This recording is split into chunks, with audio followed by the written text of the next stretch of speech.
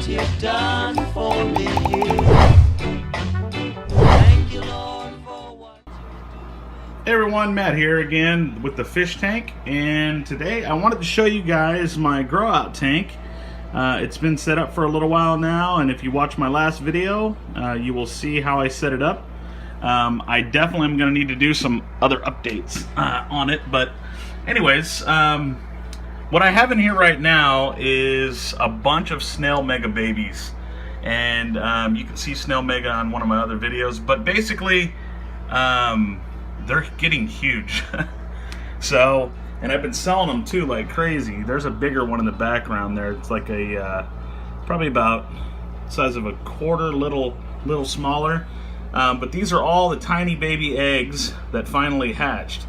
Okay, I do have another type of snail in here, and those are Ramshorn, or pink Ramshorn. Wow, this glass is dirty. So, but anyways, I'm having a problem in here actually. And I think I know what the problem is. I've been feeding my snails a ton of food, and the food that I've been feeding them is actually an organic fish food that's pretty high in protein. I have some of it in here. I have about 50 pounds of it.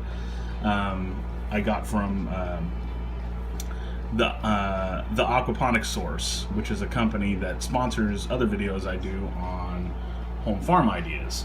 But anyways, so I've been feeding these snails this, and I think the issue is that I'm feeding them too much, because my ammonia is just spiking in this thing. And so, of course, I did a little water test and to see what my levels are in here. So the pH in here is very low, and snails, you should have a higher pH. Because when you get acidic like that, it can really start to affect their shell and all that. So, but then here is my ammonia, and see that? My ammonia is just off the charts, or off the chain. So, anyways, this is another one, nitrate, you want to watch out for. Nitrates seem to be good. So, from what I can tell, my ammonia is being converted into nitrites. Excuse me, that's nitrites back there. So my ammonia is being converted into nitrites, which, because that's reading 0. So now my nitrates should actually be off the chart. So I'm going to test that. I just didn't have another test vial. So I'll use this one now, and then I'll get back to you guys. But my ammonia is too high, so I'm going to have to do something about it. My nitrites, they're perfect actually. These are the two killers. These are the fish killers right here. High ammonia and high nitrites. These two will kill your fish if they're too high. Okay? My nitrates, they will kill your fish, but it really needs to rise up really high. And there's things you can do for this. When you have the high nitrates, you pop some plants in, and the plants will eat the nitrates. You can also do water change, and that'll affect all three of these. Okay? But you really want the bacteria to be doing the job. So, with that said, let's test the nitrates. Okay, so I basically shook the tar out of this one right here. It says to do that on the instructions for nitrate. Shook it for about a minute. Make sure that you read the instructions on your freshwater test kit. But we're going to wait 5 minutes for the color to develop to see where our nitrates are. I cannot stress this enough.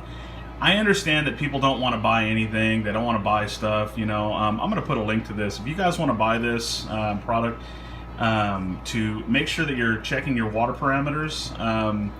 If you really want to get into this hobby, you need to test that water. You need to really test that water. It's not going to work out, okay? It's not going to be okay. So you need to make sure that you're testing your water. And so I'm wondering what my nitrates are. If I know what all these things are, I know what to do about it. If I don't test this water, and I don't test, if I don't test the water, I don't know really what's going on. And so I can go on forums and I can ask until I'm blue in the face. But the fact of the matter is that I don't know what's going on. So let's see what this ends up being. Right now it's at about 10 parts per million, 20 parts per million, which is starting to get up there. So let's see what the 5 minutes brings us. Okay, so from what I gather, I have two major issues in here. Okay. Number one, remember we did the pH. The pH is too high for snails. I mean, too low. Excuse me. Fish like a higher pH as well. Most fish like a higher pH. And the fish that I have in there and the snails that I have in there like a higher pH. So I have to address that and the ammonia. Okay. Now the ammonia, what I'm going to do is I'm going to do a 30% water change to take out some of that ammonia. But clearly, I have bacteria that's converting the ammonia, converting the nitrites, cleaning it basically, okay? And they're converting things to nitrates, which means the nitrates are a little, I mean, they're not too high, okay? That's not unacceptable, okay? So the main issues I have is ammonia. That'll kill my fish. So I need to bring down that ammonia. So I'm going to do a 30% water change. And I'm going to try to top off with something other than RO water because I'm using RO water, and RO water is very low in it'll bring your pH basically down because it's low pH water that comes out of that. Okay, so I got 30% of the water changed or taken out, and I wanted you guys to see this is nasty. This is actually a blueberry bush, and blueberries love low pH. They love acidic water, and mixed in with fish nutrients and stuff, they're gonna like it even more. But check out the water, and it actually started going anaerobic on me because it kind of didn't smell good. Let's see. I'm gonna dump all this in here. All the good stuff's at the bottom, but look at all that. That was just all in the gravel. So yes, you're going to need a gravel vacuum to do this too. Okay. So let's see inside there. Yeah, see all that? It's nasty. So let's go ahead and pour the rest on here. And then I'm going to get some water from my AP system, my aquaponics system, because it's ready to roll. So let's go ahead and do that. All right, so I'm getting water from my aquaponics system to put back into that fish tank, and there's a couple reasons for that. As you can see, this is nice and healthy. Got my Picosmus down there. Got 4 Picosmus in here. 2 little babies and 1 big old fatty too. So, but anyways, so there's beneficial bacteria in here, and the system's running really well, so the bacteria is really solid, and it converts ammonia into nitrites, and from nitrites to nitrates. So I'm taking some of that water and I'm going to put it in my tank in the fish room. So yeah, I mean, that's just minerals and stuff like that that were on the bottom of this tank thingy, or this container. So I'm going to fill this almost all the way to the top and then replace this in the tank inside.